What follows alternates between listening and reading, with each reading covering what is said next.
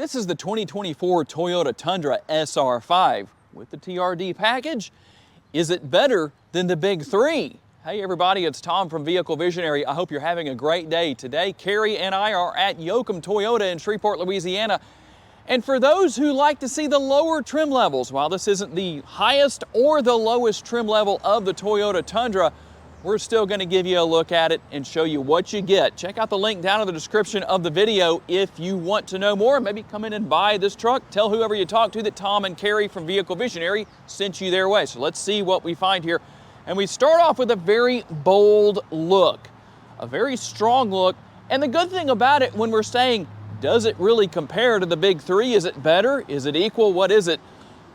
It doesn't look like any of the Fords, the GMCs, Chevrolets, or the Rams. And when we go over here and look at the headlights, we have the LED headlights, and you'll see the daytime running lights right there, the turn signal indicator, just a really nice, unique look. That's always a good thing. When we move over to the grille right here, again, a unique look compared to a lot of the other trucks. A little bit taller grille than most competitors. You're going to find your TRD logo here that is part of that grille, something that separates it apart a little bit. And I like the location of the fog lights down here. Something that, again, a little bit different. Most are going to have them in this area somewhere. And kudos to Toyota. Why? Because it's not gloss black. That would be too much, I think. It would look like a gloss black monster just threw up on the front end if that happened.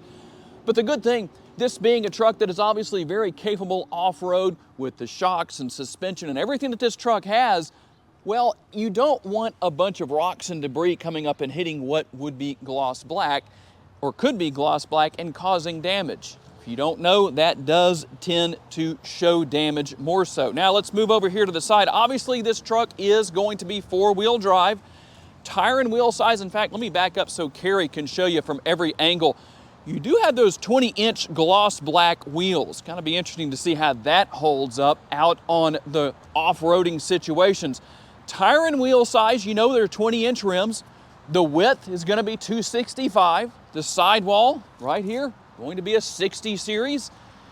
And overall, just a nice squared off look, but still some nice character lines. You know, it's kind of interesting how things have changed so much over the years. When you look at a lot of the OBS GMCs and Chevrolets, they really were just completely squared off for the most part. And as we move up to our side view mirrors, gonna have the body colored mirror caps, a little bit of gloss black down here. I don't know that that's a terrible area for that, but one thing that I know a lot of you like to see, that turn signal indicator built in. They are going to be manually folding side view mirrors. They are heated, they're power adjustable, and the blind spot monitoring built in to the mirror. I'll let Carrie come around and show you how that looks from the vantage point that we can give you. And real quick, we'll show you the remote. Nothing out of the ordinary or new for 2024, but you can see what all is there. A very light but sturdy remote. And as we move to the side on the doors here, we're gonna have the nice size Tundra logo. I like the fact that that's not, well, too big, maybe not too small, I don't know. It just doesn't seem to be kind of taking over. And as far as your door handles go, a combination of the body color and a little bit of black there, a little bit of gloss black. The SR5 logo right here. Again, looking at that trim level that's not the highest, for those of you who don't like to see that. And your affixed steps right here. They're not the power assist steps that come out when you open the doors, but you know what? The good thing about that, they're going to get the job done and they're not going to cost you too much. That's a good thing. And as we work our way back here, we talked about how this model has the TRD package, TRD Sport. Obviously, it is four-wheel drive. And a real nice, consistent look when we consider how the rear or the front lights look. Let me move this out of our way real quick. You're going to have that consistency work its way here onto the tail lights. The Tundra logo stamped in. It looks like this truck's already been off-road just a little bit. Either that or somebody was driving it very fast in reverse. And a dampened tailgate. That's something that's going to be nice and helpful. You're going to have your bed liner here. Obviously, a few tie-down points. The Tundra logo stamped there into the front. Now, for those of you who are saying, you know what, Tom, I really want to buy a Tundra, but the one thing that I know the big three don't offer is that hybrid powertrain that the Tundras have. What are my options? Let's talk about that. Here under the hood, the 3.5-liter V6. It still makes a very plentiful 389 horsepower, 479 pounds-feet of torque, and it's mated to a 10-speed automatic transmission.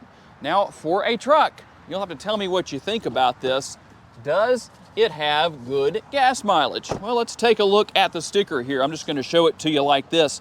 17 city, 22 highway, 19 combined, and 5.3 gallons of gas per every 100 miles driven.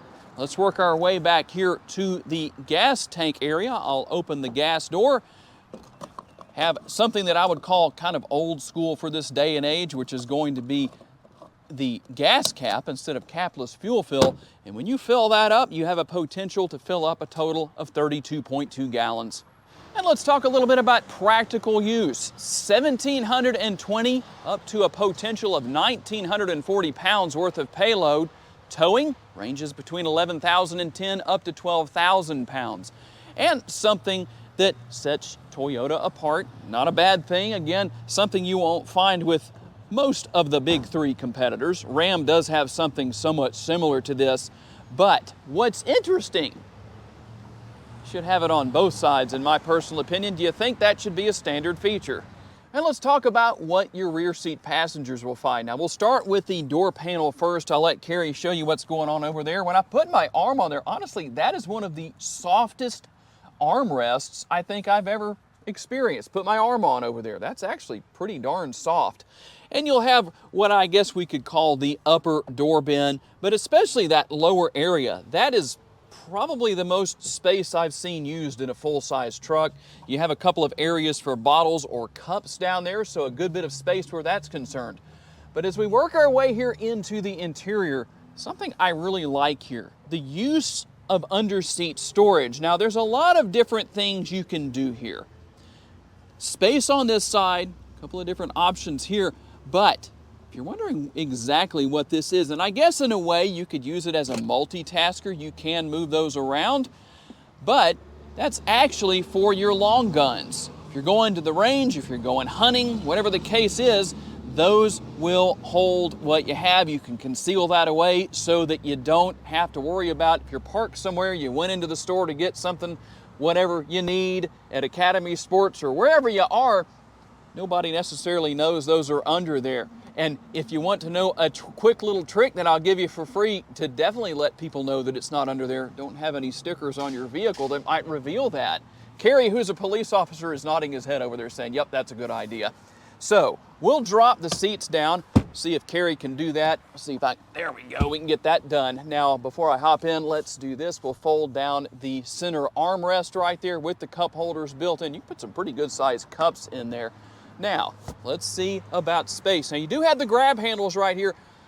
This truck doesn't sit as high off the ground as some of the competitors, which could have its advantages, but it is nice to have that, but not necessary. Now, let's close this door here and get rid of some of that exterior noise. You're going to find the rear seat pockets on the back of both seats. And as is the case with competitors, you'll also find the additional cup holders. That's one thing that's so funny about a lot of these trucks these days. You could have cups for days because there's so many cup holders. A little bit of space in here, maybe you could put the phone in there, whatever will fit. And speaking of the phone, we have our USB options down there, A and C. That's a good thing to know about. Now, this particular truck does not come with a sunroof. Obviously, that is available if it's something you wanted, especially by trim level. I prefer no sunroof. The only bad thing about not having a sunroof is that I can't mount the GoPro up there for our test drive. And one thing I know a lot of you are probably wondering about, price. For those of you who didn't skip around in the video and say, what's the price down in the comments section? Patience does pay off. $61,885 as this truck is equipped. Let's see what else you get for the price. I'll let Carrie show you the passenger side front door panel over there. Basically the same setup we saw with the rear. Plenty of space, upper and lower door bins. I love the size of that lower door bin, just so much space there. Obviously those nice comfortable armrests again. And Toyota, again, separating themselves apart when it comes to the glove box area. I guess you could call that upper area storage. I wouldn't really call it a glove section because it's not a box, but there is some space in there. And the lower gloveless glove box, because we still haven't found any gloves in the glove box yet. But you can see there is a lot of space in there. It doesn't really look like it necessarily, but when you start looking at what's in there, reach inside, you'll find out that there is plenty of space. And you'll find the Tundra logo down there on the floor mats. That's going to help out to keep things nice and clean underneath. Just remember, you can obviously take those out when necessary so you don't get those too dirty. That's a good thing. Power seats for the passenger. Obviously, you're going to have a power seat for the driver. It is heated for the driver and the passenger. And I'm going to let Kerry show you more of what's here when he hops into the driver's seat. So we'll focus on this area up here for now. Obviously, you have all the controls here for your dual zone climate control and for your heated seats for the passenger and for the drivers. 3 stages there, nothing out of the ordinary. There is a USB port right there. And some features down here where you can turn off or on traction control, things like that. Now, you also have your hazard lights right there. This model does not have a wireless charging pad. Not a big deal, you can always add that.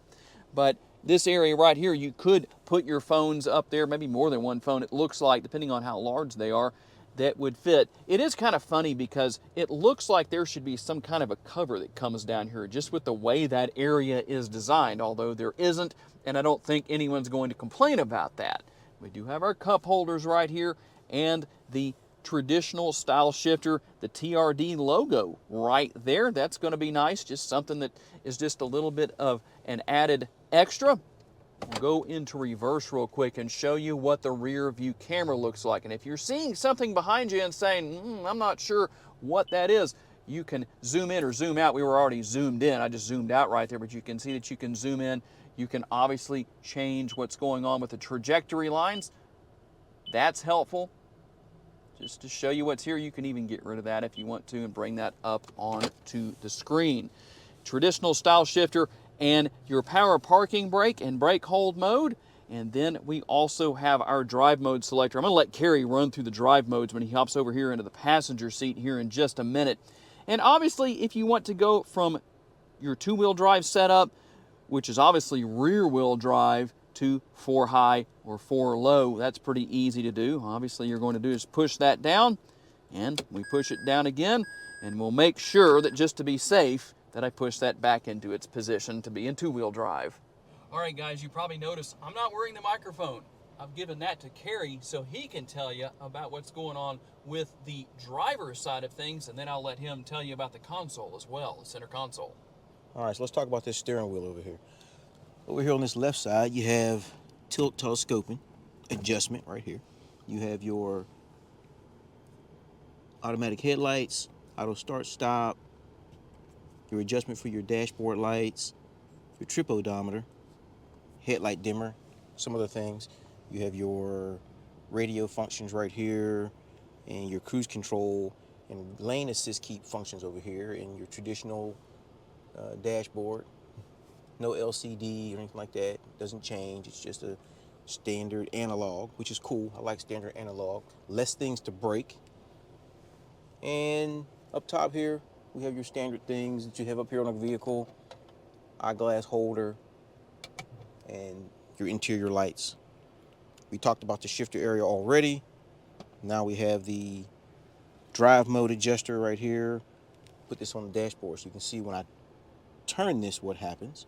Right now we're in sport, there's normal, and there's eco function, all adjusted from the drive mode selector right here. And Tom already showed you how to use this button to adjust those, the 4-wheel high and low function. We also have center console right here, pretty large. He talked about the cup holders already when he was in the back. Your armrest area is pretty substantial there. You have a storage tray right here. It doesn't move here, but the front storage tray does slide back. You have some area down here, but if you can't do what you need to do here, then there's a button right here in the front you can push, lift this up, and what do you see? USBs in here again, more of that connectivity if you need it, and there's a safe. There's a button right here you can turn to open the safe, to put your firearms in it if you need to. There's no connectivity or anything inside of there, but it's pretty substantial. You can probably get most handguns in there. There's a light on the back for at night, and your safe does have a combination to it if you have a combination, and that's pretty much what you have on the interior for the driver's side area. And your door handle here, you have your adjustment for your mirror, your door lock, unlock, and your mirror, your window lock. All right, guys, tell me what you think. Is this 2024 Toyota Tundra better than any of the big three? Tell me what your answer is and tell me why you answered the way that you did. I do want to say a special thanks to our friends here at Yoakum Toyota for loaning us this Tundra for the day. And a special thanks to Kerry for filming. If you want to see him in front of the camera for more videos, maybe full videos, I'll get behind the camera. Tell us down in the comments section. I'm dropping hints. I also want to say a special thanks to each and every one of you for being kind enough to watch and give us the opportunity to give you a vision for your next vehicle. For those of you who have been asking about our t-shirts, check out the links down in the description of the video. We have multiple designs. Thanks for your support. We really appreciate that. And I do want to thank all of you for watching. If you enjoyed this video, make sure to hit the like button. If you haven't subscribed just yet, please consider doing so. That way you don't miss any future videos. And if you'd like to learn about additional vehicles you'd like to consider purchasing, check out the video that's on the screen right now, and we'll see you there.